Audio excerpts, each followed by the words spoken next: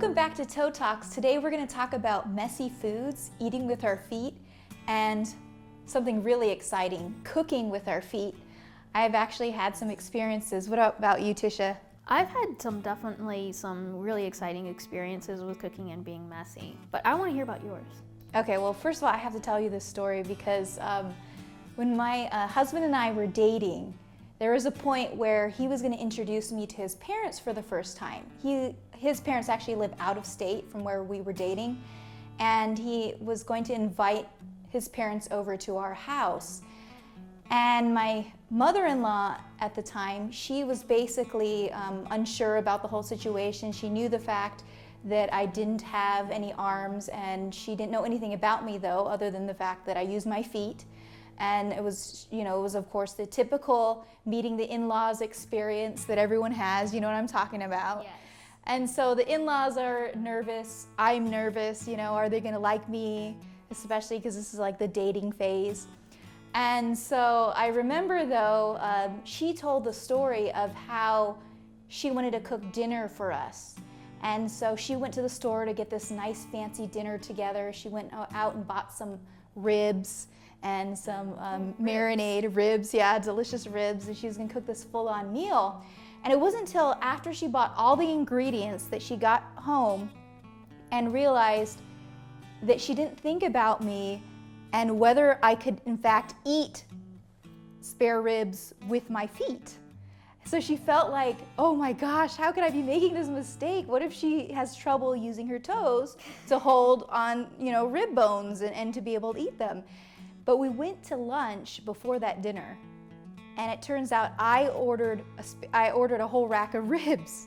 So she found out, well, if she orders a rack of ribs at the restaurant, then she'll be just fine. So it turns out all this concern she had about whether she had made this major mistake, it was pointless, because any kind of food, whether it's messy, whether it requires holding it with both feet, it doesn't deter me from ordering it.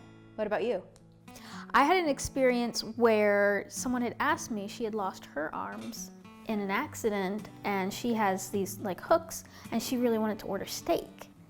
And she asked me, she goes, how do you cut your steak? It's very difficult for me with my hooks, and I don't want to order steak because then my husband has to help me, and his food is cold by the time, he gets around to helping me. But, I don't want to order a salad because my steak will get cold, or his food will get cold, or I'm too embarrassed to cut it myself. How do you deal with that? And I told her, I was like, just when you order it, ask them to cut it for you. Yeah. That blew her mind. She was like, you can do that? And I'm like, yeah, it's a restaurant. You just order your food and say, hey, by the way, I would like my food cut, after it comes out. And they're pretty accommodating to that.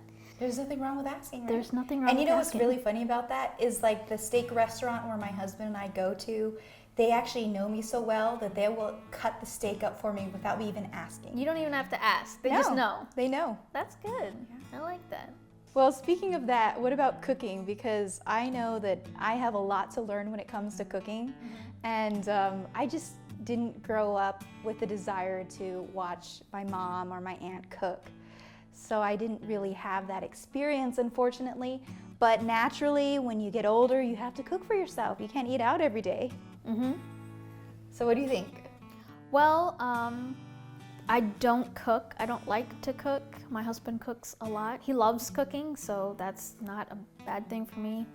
But as far as doing things in the kitchen, I use a stepping stool to get up onto the counter. I use the counter a lot to get up and do the dishes, or if I do need to make a sandwich or something, that's how I sit up on the counter. Do you have any adaptations for your kitchen? I have always wondered about, well, for one, I love cookies and I love baked things. So yes. I talked to this woman about a modified oven mitt, and she was so nice that she created one for me. So right there on my right foot is the modified oven mitt for feet. Isn't that cool? That looks like a claw hand. Yeah, I could probably, it's kind of scary. But you can see my big toe wiggling though. And you can hold pans with that? Well, why don't we test it out? I know there are some wings in the oven right now waiting on us. So why don't we share with all of you how it is that we marinate chicken wings? Alrighty. Do you have a certain way to do that? We're gonna toss them. Toss them. I wasn't thinking that, but let's see how you do it. Okay, so you get them out of the oven and I'll toss the wings. Sounds like a plan.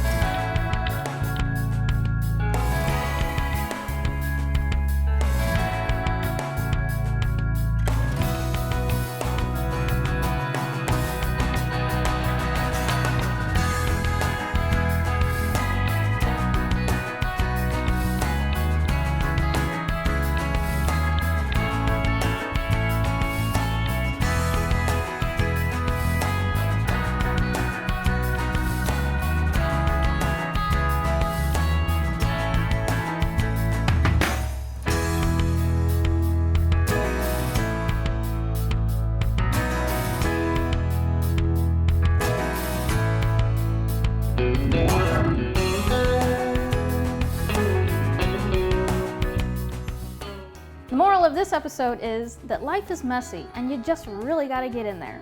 I want to thank everyone, and I want to thank our supporters on Patreon. And if you would like to see more of these videos and support us, go to patreon.com/toetalks and subscribe.